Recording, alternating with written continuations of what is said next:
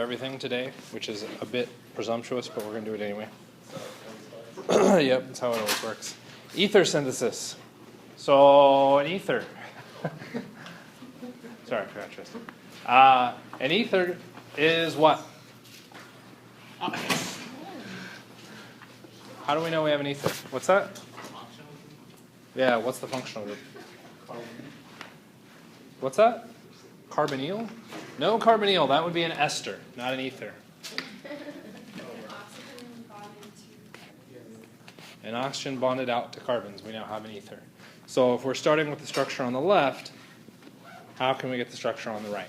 Okay, well, what needs to happen? We need to break the oxygen-hydrogen bond, and we need to make an oxygen-carbon bond. Okay, those are the things that need to happen. So the question comes from, or will then come about, how do we do that? What's the order? What's the best process to go through? What I would argue is you just kind of jump kind of the gun. What charge do we expect the oxygen to be? The oxygen is likely carrying the negative charge. Does our oxygen start with electrons? Yeah. So it could theoretically act as a nucleophile right out of the gate. It would then need to react with the carbon, which is, what charge should the carbon be? Has to be partial positive. So we could look at alkyl halides, okay? Or we could look at, I don't know, how about another alcohol? The carbon of our alcohol is partially positive because it's connected to that oxygen. Right?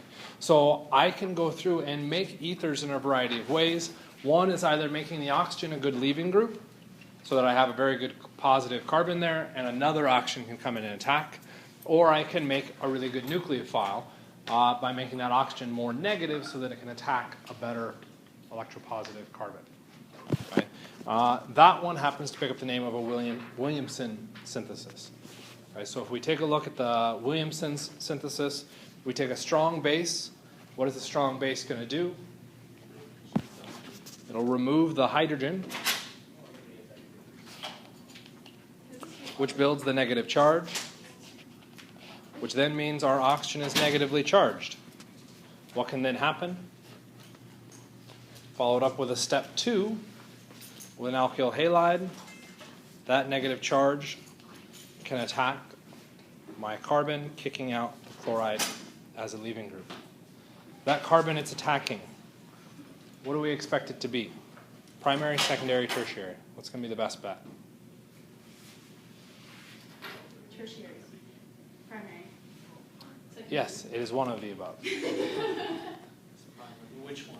Why should it be primary? There's only one carbon that's getting attacked. That's our purple arrows. Because we're doing SN2. How do you know you're doing an SN2? Because we have a strong nucleophile. You have a strong nucleophile. We're starting with an alkyl halide. We're ending with that ether group. Okay, we're doing a substitution reaction. So we're using the same rules that we learned about in our SN1 and our SN2 mechanisms. We're just applying them to different reagents and different chemistry. Kind of make sense? It's an oxygen.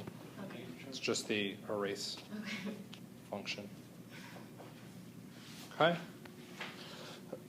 So ether synthesis, we go through and look at it. Any ideas on the utility of an ether as opposed to an alcohol? Resonance? Okay. Do we see resonance in the ether? No. Do we see resonance in the alcohol? No. So is resonance a good answer? No.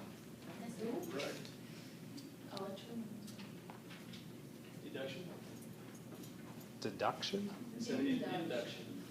Okay. They both have an electronegative oxygen, so they're both going to be doing induction. It's not going to help a whole lot. What is the chemistry available to the alcohol? We have acid. We have base. We have a nucleophile. And we have an electrophile. Alcohols have all the chemistry available to them. What about ethers? Okay. We only have the potential for the nucleophile, electrophile. Let's take a closer look at those. Can that oxygen act as a good nucleophile in the ether? Why not? So we got a couple things to go for. We could look at neutral. The alcohol was neutral and we called it a nucleophile. We go with symmetrical. What are you referencing with the symmetry of the molecule? The oxygen has an equal pole on it. Those, it's not going to quite be an equal pole. That's suggesting the geometry isn't bent. It is bent. Right? But those carbons could act as windshield wipers and flick away any kind of electrophile coming into play. So the oxygen can't act as a good nucleophile. Okay? For it to share its electrons, it would generate, I believe this is where you were going, Rebecca, with a positive charge. Right? Which was fine in the case of the alcohol, because what could we do to stabilize that positive oxygen? We could get rid of the hydrogen. Do we have something that we could lose from our ether? We would have to lose a carbon. We'd have to lose potentially a primary carbon, which would mean we'd have a primary carbocation. Is that a good leaving or a stable structure? No. So pretty much everything about the oxygen acting as a nucleophile isn't so great. So we started with an alcohol that had all the chemistry available to it, and we now have an ether that can really only act as an electrophile. It's acting as an electrophile because the oxygen is still withdrawing electron density away. So that carbon could be a decent electrophile. Okay? We still have steric concerns that minimize that, but for the most part, our ethers have taken the alcohol functional group and pretty much destroyed it. Our ethers become virtually unreactive, which is really useful in the lab, because what could we use the ether then for? Solvents. Diethyl ether was one of the common solvents we used in the lab. Why? It's polar because the oxygen is nonpolar because of the carbon tails, okay? And it's relatively unreactive. Almost everything about it prevents any kind of strong interactions, which then means ethers are typically relegated to just being solvents and virtually nothing else. Okay? It is difficult to get them to react. Our Williamson ether, we could go through and do that. So we've got that example up there to give you an idea. So now let's go through and take a thought on synthesis, because we're really officially doing 2 steps in the ether synthesis. We've got 2 possible molecules to go through and analyze. MTBE, known as methyl tert butyl ether, and anisole, 2 structures, left and right. Who wants to do the left? Okay. We'll call it 1. So Amber's side of the classroom is making compound 1. Farzan's side of the classroom is making compound 2. Come up with a synthesis to make that compound.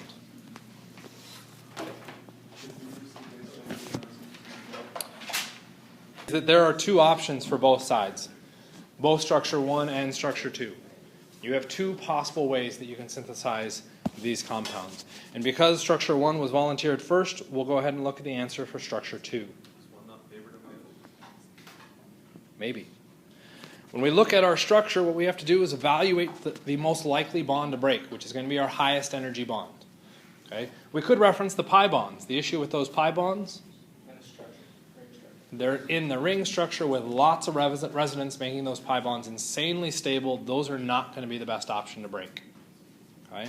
So the option to be breaking would either be this red bond between that oxygen and the carbon, or we'll call it the blue bond between the oxygen and the carbon. Why did I pick those 2 bonds?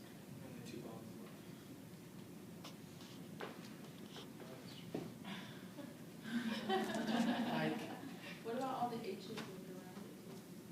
So we could evaluate the bonds on the hydrogens around it as well. So those aren't the only 2 bonds left.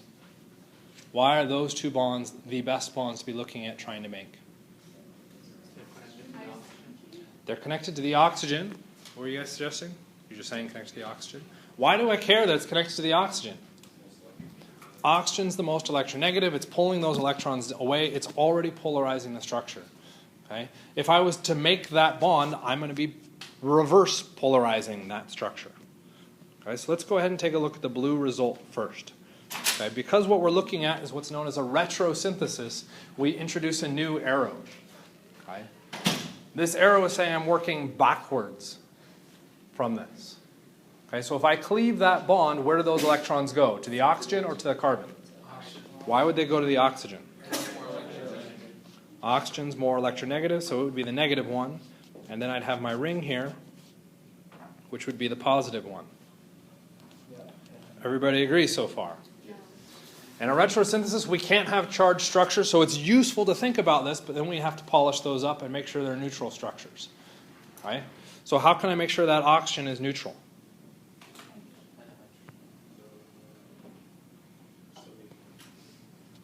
I'd have to have that hydrogen attached. Okay? How about the carbocation? We can add bromine or Heard, adding our halide. Okay? We're matching the pattern above. Right? So one possible answer would be to take that alcohol, that alkyl halide, and run them through the reaction conditions shown up above. We take the alcohol, we add a strong base, we make the methoxide. The methoxide can attack the alkyl halide structure and go through and get me my final product. Does everybody see the patterning within that? Right? You want to try it on your own now with a little bit more guidance and do the red one? Or just go through and look at what the red one would produce? Okay, I'm going to just give you the answer because no one's responding fast enough. If we go through and break the red one, what's the result? I'm going to have the positive carbon again with my hydrogens. And then I'd have that negative oxygen. Make that hydrogen. Make that bromine. So do you usually use bromine to CH3? Bromine to a CH3. I don't understand what you mean. Look at the first reaction. Where's bromine to a CH3? The very top reaction scheme. I think the question is bromine the... Is it like the best thing to use? What's the best thing to use? Because I think Joey's right. What are you actually asking? Keep going. Should I use a bromine to a CH3? No, I should not always use bromine to CH3 because I use bromine to CH2 in the very top reaction. What are you actually asking? What best element? Bromine. It's about the bromine. Why would I attach bromide and not, say, fluoride or chloride? It's coming down to what I'm trying to get out of the reaction. What am I trying to get out? I want a leaving group. Do I want it to do any other chemistry other than leave? No. So I'm going to pick a reagent or a functional group that I know only acts as a leaving group. Guess what halides do? Leaving groups. And they really only can act as leaving groups. So that simplifies the chemistry. I could pick a variety of other things, but that opens up more side reactions happening. I'm trying to narrow it down and keep it as simple as possible. Does that make sense? Okay. So two answers. Which answer is correct? Sorry, Joey. I'm just, the methyl group, would it not prefer to be a chloride just because it's smaller so it'd be easier to flip, or is it not? The bromide is actually easier to flip. The bromide reaction is going to go faster because that bond is longer. Okay. So, blue or red? The red one. The red one. Oh, fun. We got a mix of answers. Right? So the blue one has a little bit more information than we could work from. Both cases we have to remove a hydrogen. Do we see anything wrong with removing the hydrogen from the red alcohol versus the blue alcohol? If you do, that's fine. I just need you to speak up because I don't know. You need to tell me. The red one better? You do have an issue? Okay, what's the issue? Well, he's saying hydrogen, like, oh, the red, what he's talking about the red one right here, right at the bottom. Yeah, we're talking about that red alcohol and that. Isn't it like it's just, I don't know. But I know the red one's red. The red one would be more stable, wouldn't it, because of the ring? The red one would actually generate a resonance stabilized intermediate, which would suggest removing that hydrogen is actually really easy. So we could remove the hydrogen. Okay? Is there much of a difference, particularly if I add a strong base? If I add a strong base, I minimize that issue of that hydrogen, of the red hydrogen being more acidic, because I'm adding a strong base. So in that case, it really doesn't matter. If I used a weak base, yes, it's going to matter. But I can pick whatever base I want. Okay? So no real difference with the alcohol. So that would get me the negative oxygen that then needs to attack the alkyl halide. Right? Yeah. What kind of attack is it going to do? What are you mumbling, Wyatt? The blue one, it would have resonance, so it would be able to... So lab needs to step up here a little bit. We have a positive charge on that ring, and I'm hearing resonance. That can't be... It cannot do resonance because it's in orthogonal orbitals, okay, or perpendicular orbitals. Doesn't work. So there is no resonance stabilization of that carbocation. Okay. So can I form the carbocation? No. Ooh, no. Which then means my negative oxygen has to attack where? Backside of the carbon. In what type of mechanism? An SN2. Does the bromobenzene structure react in an SN2 mechanism?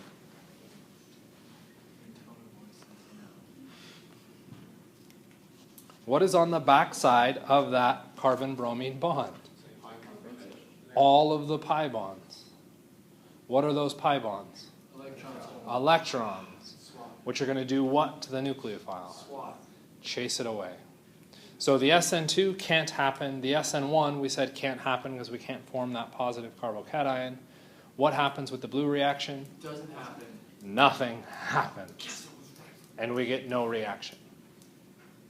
So while we have both as options of bonds to break, we have to go through, run that out to a possible starting material, and then say, what happens when I run this forwards?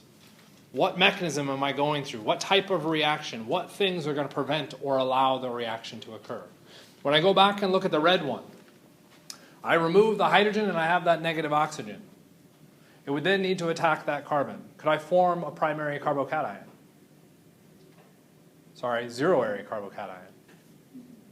No, that's unstable, so I can't do the SN1 mechanism, which means I have to do SN2. Well, with a strong nucleophile, that makes sense to do SN2. Right? If I'm going to run an SN2 mechanism, what substrate do I want?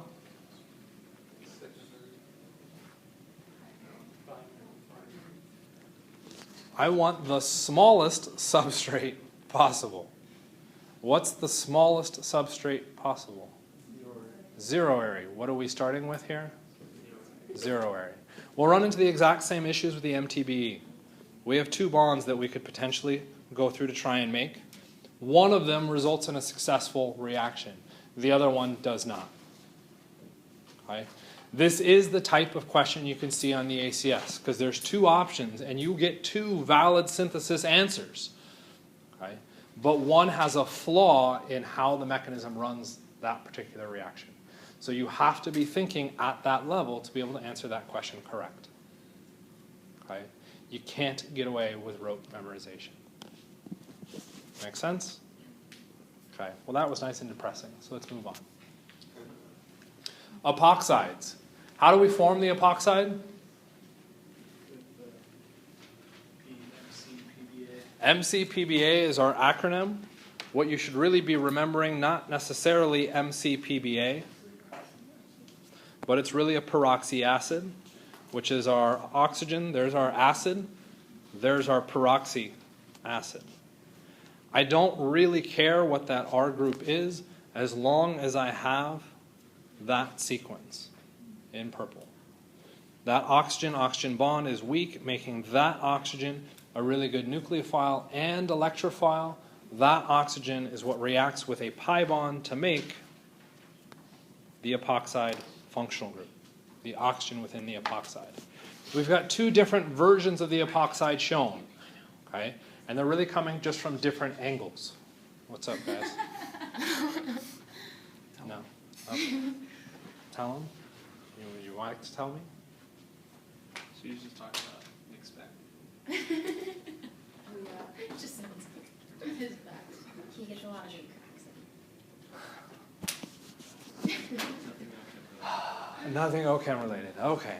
At least we're focused, right? So we look at our epoxides. Somehow I doubt that. We've got two possible orientations for our epoxide. We either have the epoxide where the ring is shown in the plane of the paper, or I've got it shown with it wedged it directly coming out. That's going to change our orientation on the rest of the substituents around it, which is going to become relevant because we need to know those orientations when we go through and do an epoxide reaction. Kind of make sense? Once we've formed the epoxide from MCPBA, we have a neutral structure. That structure is stable enough to stay and persist on its own. So we can isolate epoxides. What's being shown on the far left, we have lots of epoxides in nature. Those are all biological molecules with epoxides in them.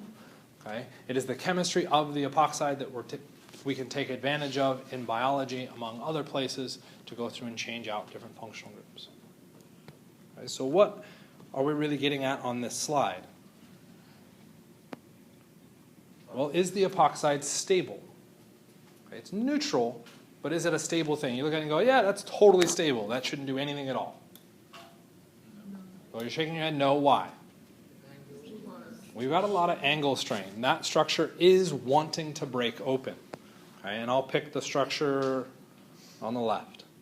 We have those two bonds as the weakest bonds. We wouldn't actually be looking at the carbon-carbon bond. Why would we look at the carbon-oxygen bonds and not the carbon-carbon?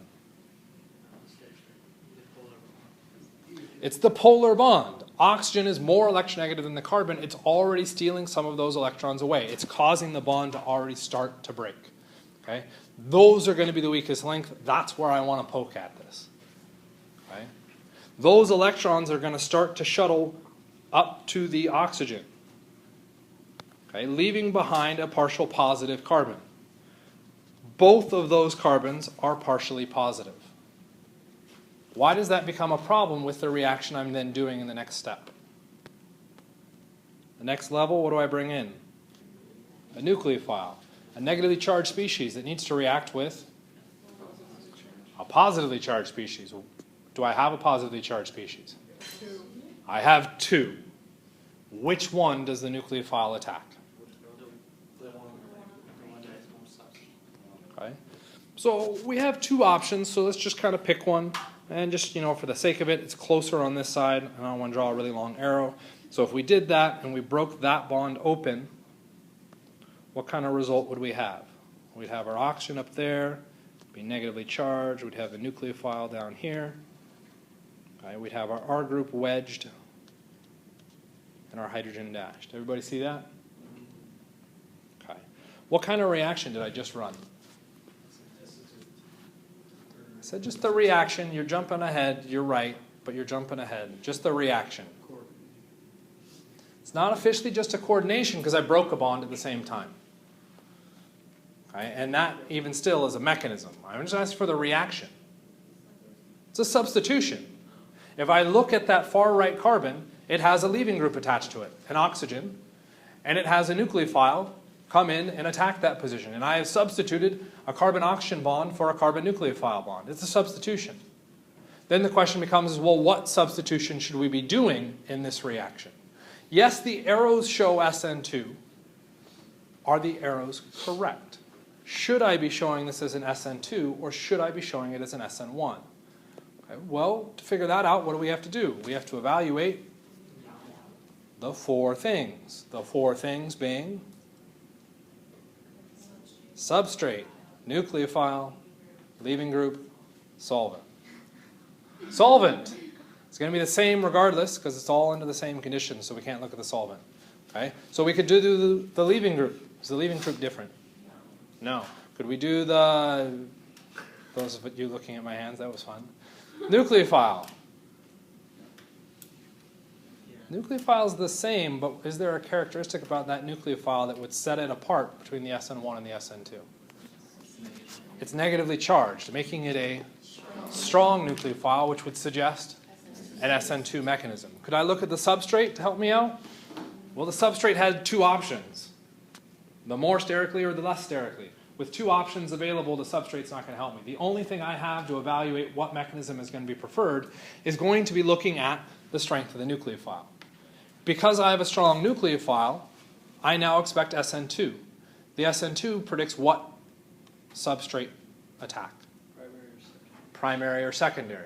If we go back and look at our two positive atoms, what can you tell me about those two positive atoms? The one on the left is? More sterically hindered. We'll call that secondary plus an oxygen. The one on the right is primary plus an oxygen. Which one is less sterically hindered? The primary. Where does our nucleophile attack? The primary position. Cool. That's what happens. It's nice when that happens. Okay. Is that structure your final product? No. So what can we do? We could protonate. How do you protonate? We add an acid. So we put this all together. I have the epoxide. Okay. And then I have my nucleophile, the negative charge, and I have H+. And this goes through and gives me my product, nucleophile, my R group, my OH. Before you start frantically copying that down, you might want to think about what's written there first. It's wrong. Good answer. What's the issue with what's shown?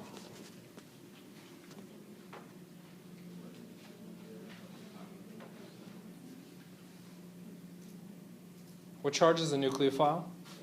Negative. What is that negative charge going to react with? A positive. Where's the most positive thing in that solution? The H+. What happened to the strength of the nucleophile? It decreases. We no longer have a strong nucleophile. Now we've lost all reactivity of our reaction. Okay? If I want to run this with a strong nucleophile, what do I have to do to prevent this reaction from happening?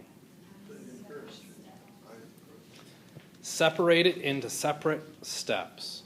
And you end up running two reactions. You do the nucleophilic attack first. Once that reaction is done, we move on to the next step where I can now add H+. That moves on to the next part. So I see two steps. Okay? I will not combine them as one. Make sense? Okay. And because I'm pretty sure there's a typo in there, ignore whatever that says. Okay, so now what happens if we had said, let's just run the nucleophile with the hydrogen? Okay, if we did it as one step. Okay, well, the nucleophile reacts with the hydrogen to make what? Well, nuke H. Okay, so we no longer have a strong nucleophile, but let's say, just for giggles, that we added lots of acid. We still have H+ floating around. Okay? So we're now trying to one-pot this as opposed to doing it in two steps. Okay? Now what's the most reactive thing? Nuke H, H+, or the epoxide? H+. So what do I need to do? Neutralize that H+. How do I neutralize that H+? What do I need to find? Electrons. Electrons where? On the oxygen found in the epoxide. Those electrons come out, react first. What's the result? A positive oxygen. Does oxygen want to be positively charged? No. So what happens? It is now dying to break off that structure. Okay? It cannot formally break off because, believe it or not, the epoxide does have some stability associated with it. Something must help it off. Okay? So that something then becomes our nucleophile. And since I'm not a fan of small or long arrows, there we go. The nucleophile, that's a horrible arrow, comes in, attacks that position, breaks that off, and we would end up with our final product. And we'd say, well, that's all well and good because that is exactly what we started with or ended with, the last type of reaction, so everything's happy. Okay? Except when we did the last reaction, why did the nucleophile attack that position?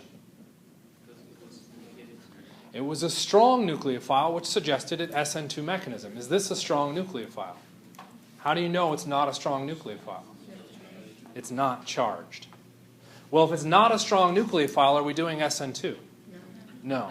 What are we doing? SN1. Well, what substrate is favored in the SN1?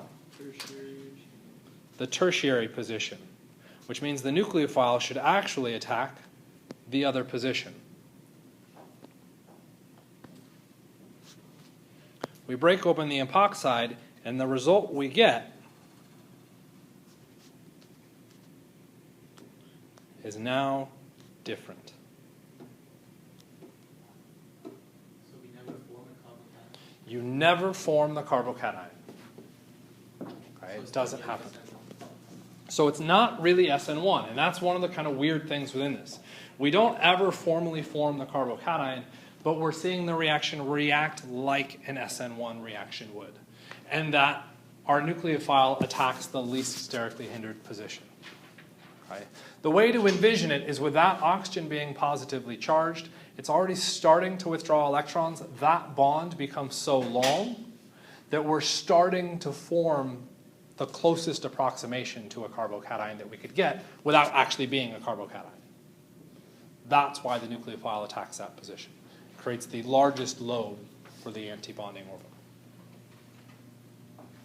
Okay? Yeah? So you said the structure had some stability to it, but if you only washed it with hydrogen, would it attack its, If we only added acid, would it attack itself? not itself, but its similars? So a second molecule just like it? That would mean the oxygen had to act as a nucleophile.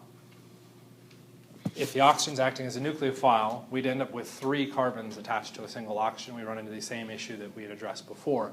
We'd end up kicking off or losing a carbon as a positive charge, which wouldn't be stable. So as a potential side reaction, minimal. It's possibly there, but you're looking at very, very low yields. Okay? For those of you going, well, that wasn't that bad, this is a super common ACS question. Okay? They will change the conditions, be it either acidic or basic. So what you have to do is recognize what is happening under those conditions to be able to say where your nucleophile is going to attack. So you have to be able to look at a structure and immediately say that is a strong nucleophile, that is a weak nucleophile. Because it is strong, it favors the SN2 reaction, which means I get a secondary attack, okay, or the least sterically hindered attack. You have to be thinking along those lines to approach this. Another part to address, what is the arrangement of the nucleophile to the OH? It's going to be an anti-addition, which gets a little bit weird because aren't we really doing a substitution? Yeah, kinda. But at the same time, we aren't losing a piece, so it is kind of an addition. The nucleophile and the alcohol that have formed from the epoxide will be anti to each other. Why must they be anti? Because of the ring structure we started with. The oxygen as its leaving group has to be on the opposite side of the nucleophile. Okay? Like I said, I think there's a typo in one of those, but I'm not positive. So let's see if our summary is correct. Does the summary have it correct? Acidic conditions, nucleophile attacks the most. Basic conditions, nucleophile attacks the least. It looks like I got it. Okay. Again, the 2-column format is just showing different orientations of the structure, okay, of the epoxide. But I think I've got it drawn out correctly. I just didn't draw on the hydrogens. Questions about our epoxides? Yippee, then we get the really fun one. Free radicals, okay, which we can be kind of excited about because it is the last topic that I only have a half hour to cover it. So great. Okay. Free radicals are due to an unpaired electron. So we've got a bunch of examples of free radicals. Okay, we've got a carbon free radical at the bottom. We have the bromine radical. We have an oxygen diradical, which might be, oh, isn't that kind of weird? Shouldn't I have the double bond? This is one of the reasons why oxygen is a reactive species, elemental oxygen, because one of its states is a diradical. Okay? We have a free radical coming from carboxylic acid type functionality. Okay? As far as the reactivity of our radicals go, they can be approximated to carbocations. So everything you know about carbocations apply to radicals. you're there. Okay?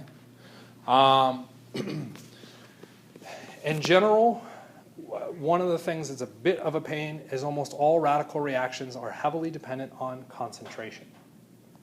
And I said, well, that's not that big of a deal. Well, think back to all of the reactions we've done this semester, and all the arrows you've shown, and all the structures you've shown. How many times did you specify the concentration? Never. And yet, concentration is largely what dictates what radical products you get. So we have to be very careful when we're looking at radical reactions to think about what someone is trying to get us to go to as an answer based off of presumed concentrations. It's a very dangerous topic to walk through, but that's what we're working with. Okay? The two primary functional groups that we'll worry about with radicals would be alkenes and alkanes. Okay?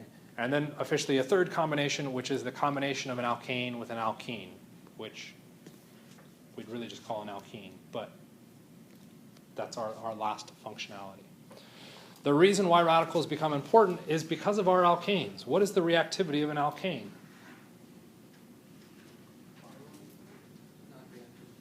Not reactive. An alkane has no reactivity. They're nonpolar carbon-hydrogen bonds. Okay? There's no reason for that structure to react. Okay? This is where radicals come into play, because I can throw a radical in there, and radicals do whatever the hell they want, and in the process can turn the alkane into a radical. Well, once it's now a radical, it can do whatever the hell it wants, and we can actually start building larger structures. Okay? Or getting other chemistry coming out of it. As my general rule of thumb with radicals, look at your reagents, do whatever you think would happen, assuming it wasn't a radical. And then for your final answer, do the opposite. And that is now the radical product.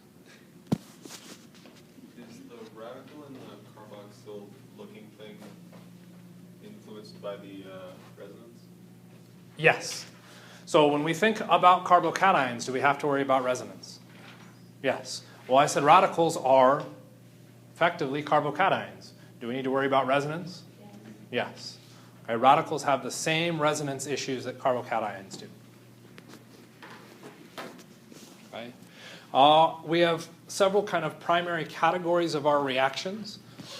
We have the radical initiation. Okay. As an initiation, all we're trying to do is make the radical. So if we take a look at the two reactions shown here, what do we start with? Do we see unpaired electrons? No. We don't start with a radical. And yet somehow at the end of the reaction, what do we end with? Radicals. Okay. We should have a curved arrow notation to support this. What we're looking at is single-headed arrows showing the electrons move. Every bond has 2 electrons in it. So when we're looking at bond breaking in a radical reaction, we have to use 2 arrows. Okay. So other tip-offs that can help you recognize you're looking at radicals. A lot of it comes back to the initiation. You have to have a bond that has electronegative atoms attached to it. Br2 is a key starter for a radical reaction because bromine is large and can stabilize the radical. So that bond can homolytically cleave to generate our radicals. The oxygen-oxygen bond is dying to break because they're both very electronegative elements. They're both pulling on those electrons. So given the proper conditions, we can cause them to pop open and break apart. Okay? If we're looking at the oxygen-oxygen bond, that's very small, not very good at stabilizing it, so we typically need to add heat to initiate that reaction. Okay? Heat is kind of a misleading term because where else does heat show up? Elimination reactions. Okay? So we can't really rely on finding heat for a radical signifier. But we can rely on saying an oxygen-oxygen bond. Okay? Sometimes written as ROR, R-O-O-R. Okay? If you see that, you need to be thinking radical reactions. ROR. R-O-O-R. It's okay. The one extra big signifier that makes you go, yes, I'm doing radicals, I need to freak out and lose my mind. What is H nu? Energy coming from the electromagnetic spectrum. We're looking at light. Okay? It is typically UV light. Okay? How would we tell the difference between UV light and, say, visible light or infrared or gamma radiation? We could look at the wavelength of the actual energy. We don't get that specific. All you'll ever see, or the most specific you'll see, is H nu. Okay? Typically, you'll just see it written as light. Okay? So if you see H nu or light, you should be panicked, or not panicked, but at least cognizant, thinking about radical reactions. So our first step, initiation. We make the radical. What do you think the next step will be? We could react the radical. Okay? How could we react the radical? Well, it turns out there's two ways. Okay? We can do a propagation. Okay? In the propagation, we start with our radical, and it reacts with another structure that is not a radical. The result is new radicals. What the hell happened in that one? Oh, yeah. No, I have no. Oh, yeah, I know what I did. I did something that I yell at people for doing. Okay. We form a radical here. So there's one option for our radical. Or we could have formed the radical situation like this. So we have two possible radicals that could come out of that. Why would we react the hydrogen, the carbon-hydrogen bonds, and not the carbon-carbon?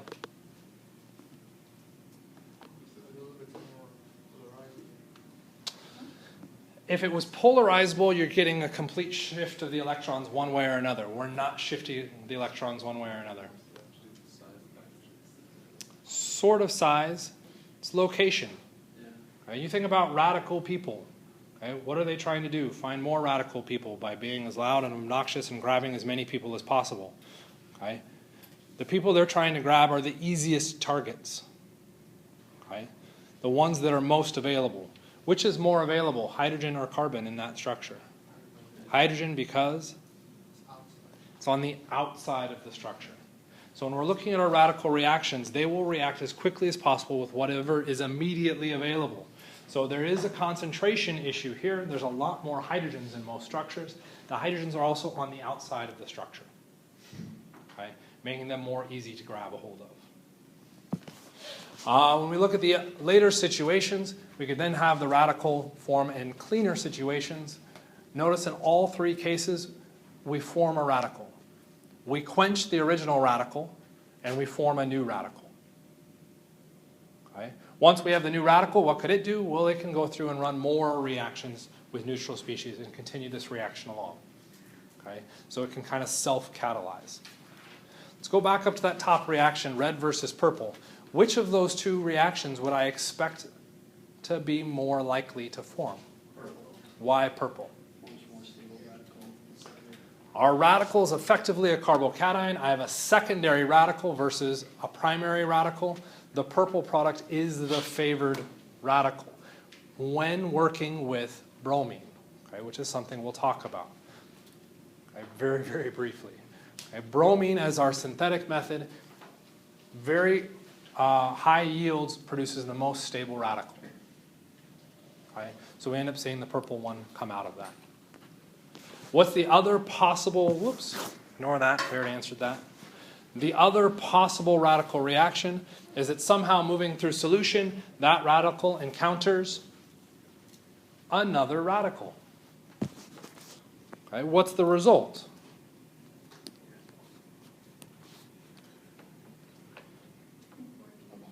A bond. Well, that's not a big deal. What happened to my radical, though? It's gone. It's been neutralized. So what we're looking at in this step is a termination of your radical. We've lost it somehow. Right? When might we expect two radicals to encounter each other? Well, if we're looking at concentrations, fairly rarely. Okay? So when we initiate a radical reaction, we usually have a relatively large solution.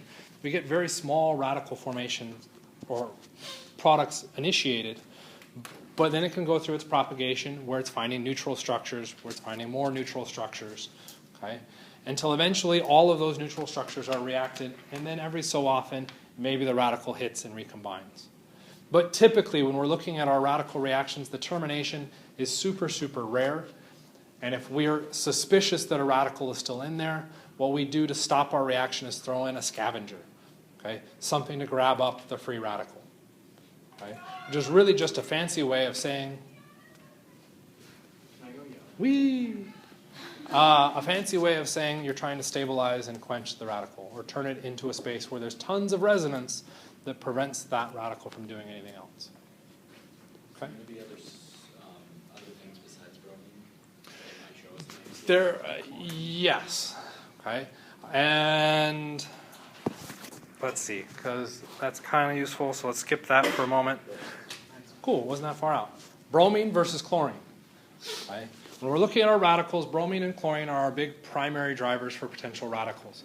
They're both electronegative. They're both large. They could both go through and do these reactions.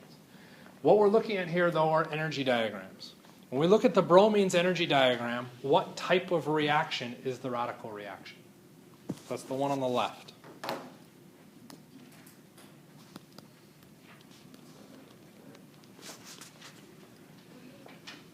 What's that? It's endothermic.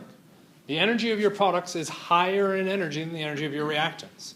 Okay? Which means we're going up in energy. That's not an easy thing to do.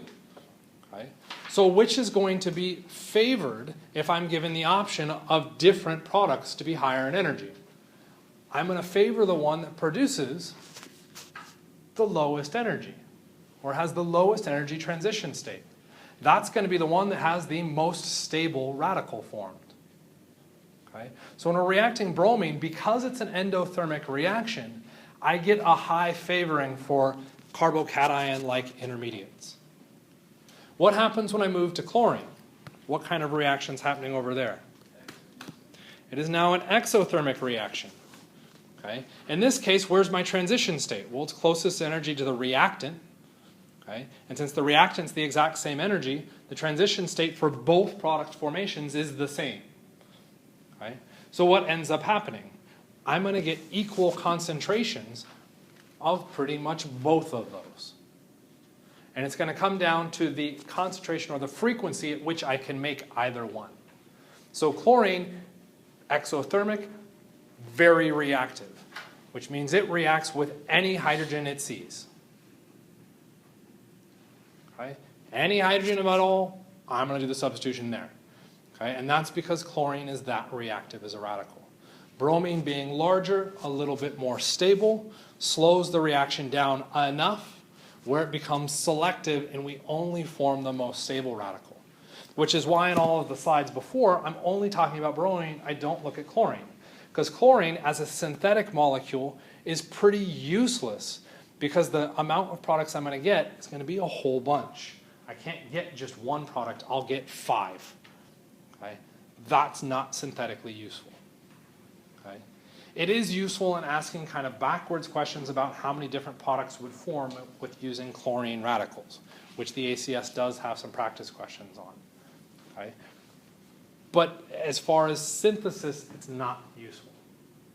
Okay? What about iodine? If chlorine wasn't synthetically useful, what about, and bromine was, what about iodine? What do you mean even worse? It's bigger, which means what?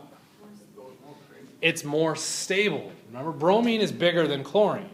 So iodine is bigger than bromine, so it's an even more endothermic reaction because the iodine radical is even more stable. Wouldn't that suggest it's even more selective? Yes, it does. Iodine is an insanely selective radical reagent.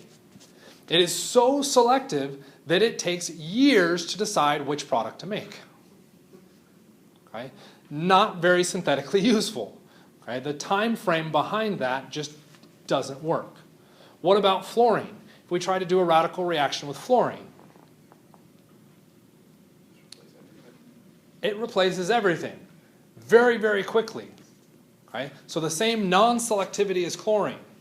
Okay? So maybe you want a reaction to go really, really fast. Except it goes so fast that it literally explodes. Okay? Not good synthesis. Okay? So really the only reagent that's useful with radicals are ones dealing with bromine. Okay? And we'll look at kind of an exception to that with oxygen. So as far as alkanes or utility of radicals, do alkanes have any reactivity? Well, no. So how can I get that final product if I can't even start a reaction? This is where the radicals come in. I can add bromine in the presence of light to do a radical reaction. That's going to now do a radical substitution, and it's going to exchange a hydrogen for a bromine. Well, what hydrogen would it exchange? Off the tertiary position. Well, now I have an alkyl halide. Can I do chemistry with alkyl halides? I got substitution, I've got elimination. What kind of product do I want? I want to form the pi bond, I want to do an elimination. How can I make sure I do an elimination? I could add a base.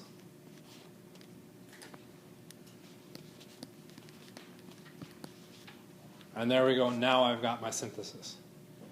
Okay. So if you're ever starting with an alkane, immediately do radicals. Just radical, now you have a radical on your structure, move on.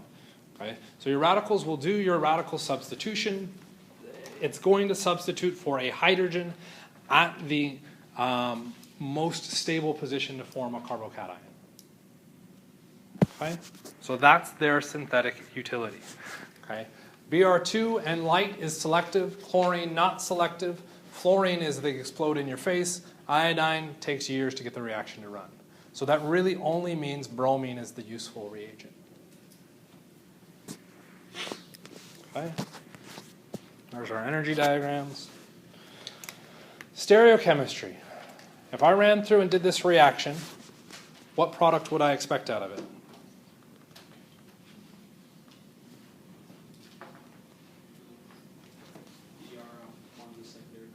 We are off one of the secondary carbons. What is the issue with that structure? I now have a stereocenter. Well, the instant I have a stereocenter, what do I have to do?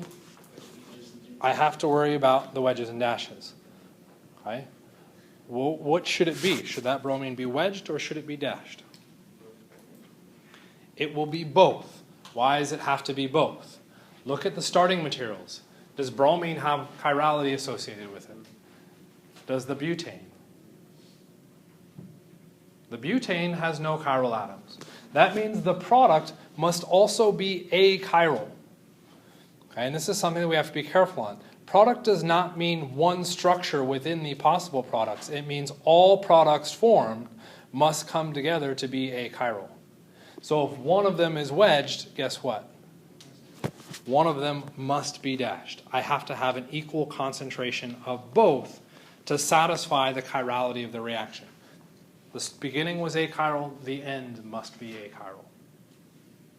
Kind of make sense? Okay.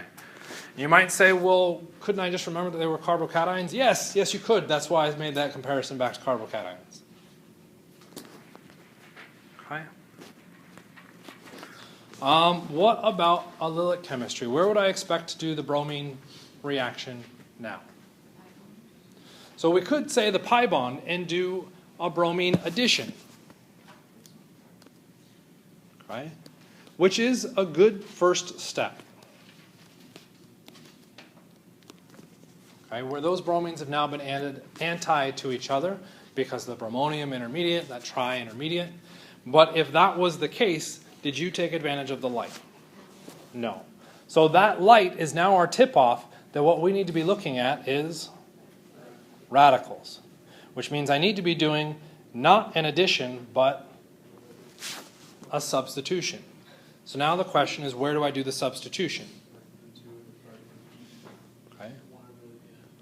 One of the secondaries. Okay, let's make it a little bit more difficult. There's now 3 secondaries.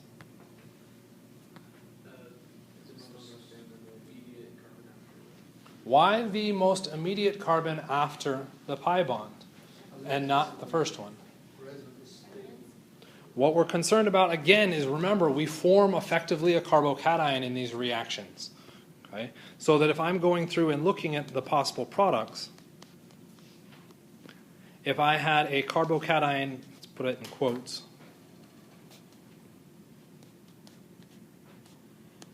versus the carbocation here, again in quotes, Which carbocation is more stable, red or blue?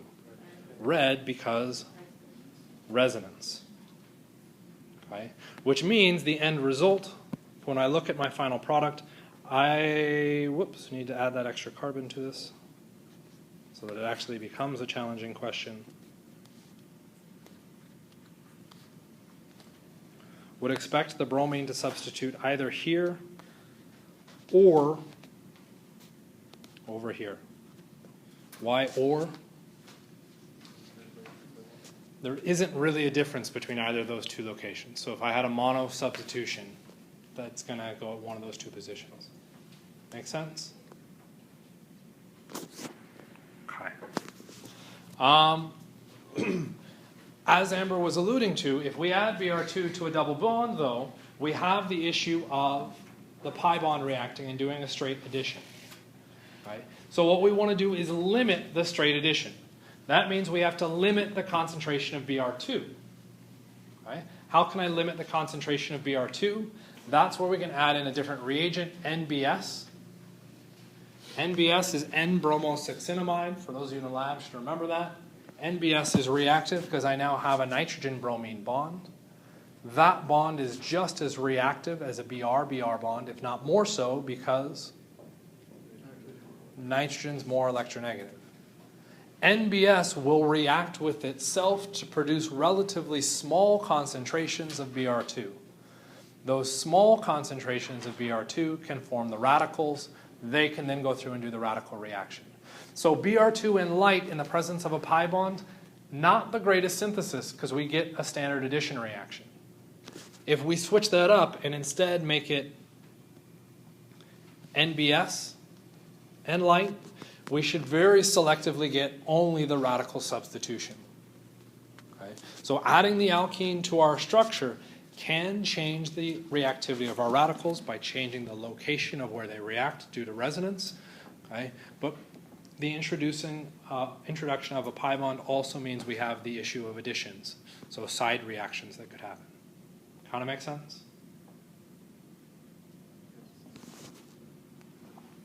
Okay. So substitution reagents.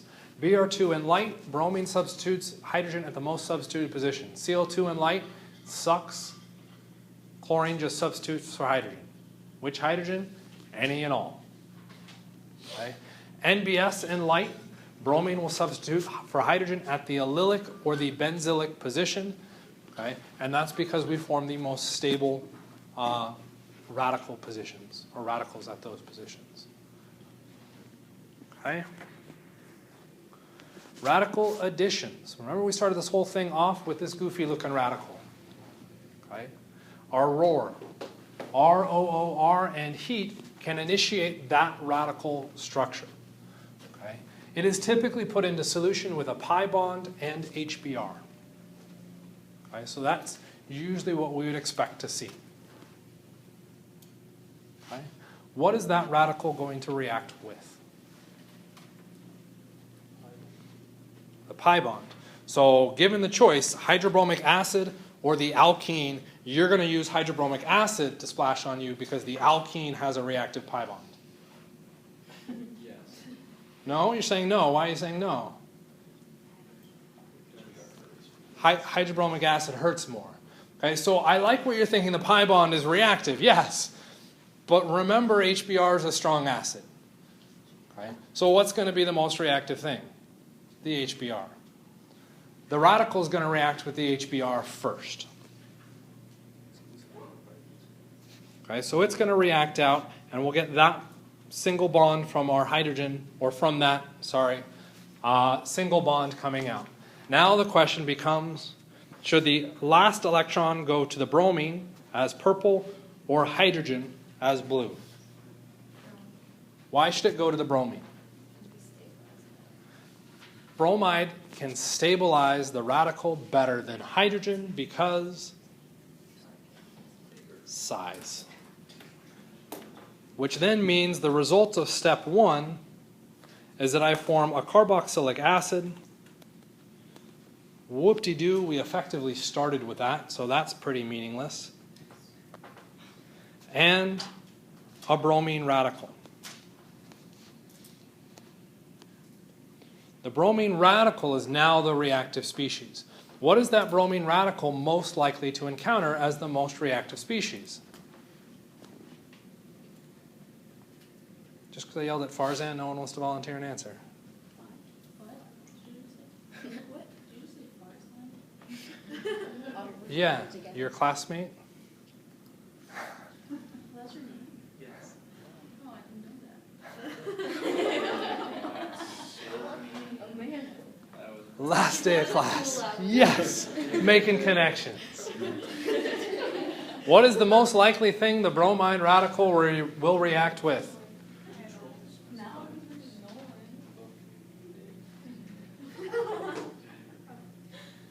What's that? Okay, there's a suggestion for the pi bond. Why no suggestion for another radical?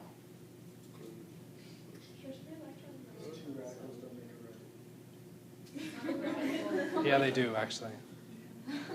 This is our concentration. The radical initiator is present in very low concentrations. What are the odds that that free radical is going to encounter more of our radical initiator? Next to none.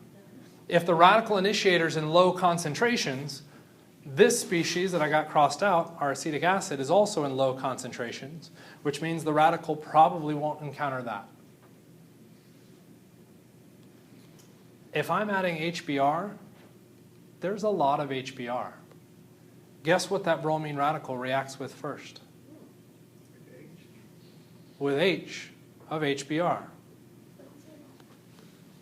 I think I heard a but. What are you saying in the but?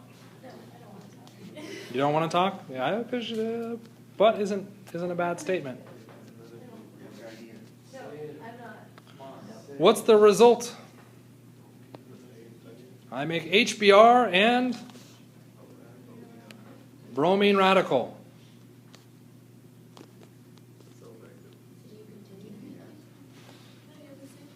I get the exact same thing. It's an endless cycle. Okay? But because the concentration of HBr is likely present in higher amounts, that is likely to be the reaction. Until what happens? And this is where Jenna can jump in with her pi bond. Now the pi bond can potentially react because it's somehow come through the solution. God, that's another horrible... Man, only making it worse. Mike, your drawings are like I mean, so they say far that they today. always are. Where do the electrons, the remaining electron in that pi bond go? Purple carbon, blue carbon. Why blue? It would be the secondary or secondary radical. The result, we end up with that structure. And I think you're suggesting that, Joey, and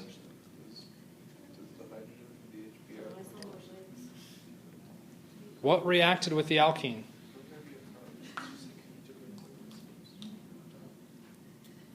What do these arrows show? Sharing of electrons between what? A bromine radical and a carbon radical, which means what do I now have? I have a bond between carbon and bromine. Now, what's the most likely thing for this molecule to encounter in solution? The alcohol, the species that we crossed out, that we said came from a radical initiator that was insanely high, low concentrations, which then means we'll have very low concentrations of that. So no alcohol. HBr will be the most likely thing it encounters. No, it encountered the bromine radical. Now what happens? What do we get as a product? And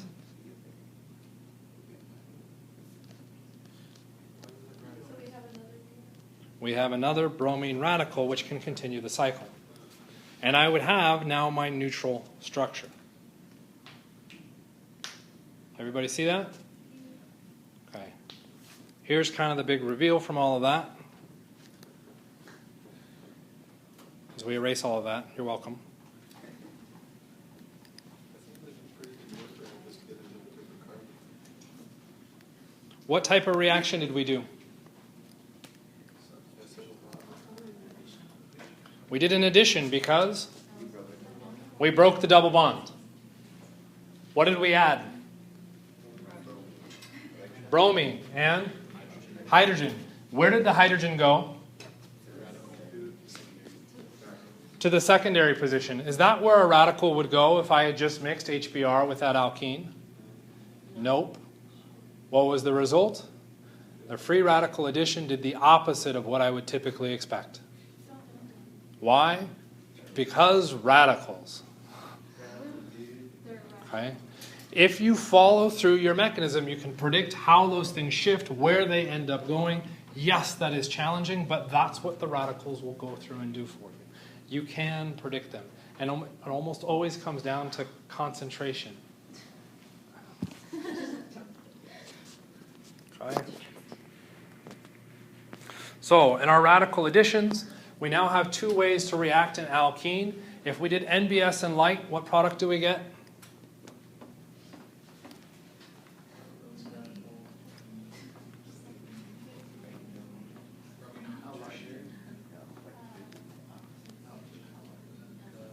I get the alkyl halide, yes, where?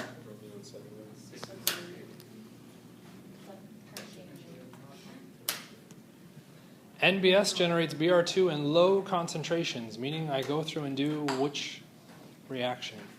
A radical substitution, which means the bromine will go out at one of those outermost positions.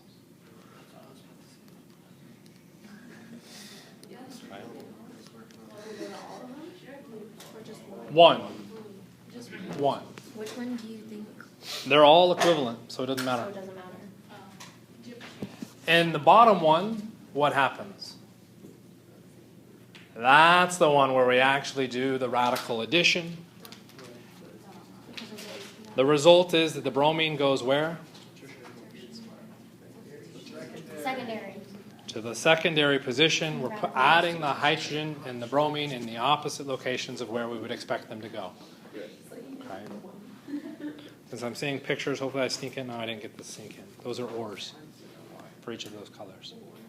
Okay?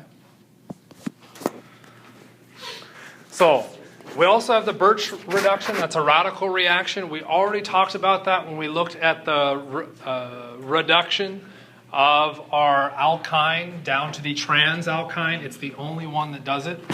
Gets you to the trans. Okay, you can also do that with aromatic rings. Let's not worry about that. Okay. Addition reactions with radicals. Focus on the reagents present, not necessarily on the end result. For instance, I take a look at that bottom reaction. This will be the last one that we'll get to, I promise. If I have ROR, what happens? Radical reaction, which means I need to be doing a radical addition, and I would end up with that radical. What does that radical then react with? What other radical? ROR is in low concentrations. What's the only other thing left for that thing to react with? The other OR. The duplicate of itself? Another molecule. What happens?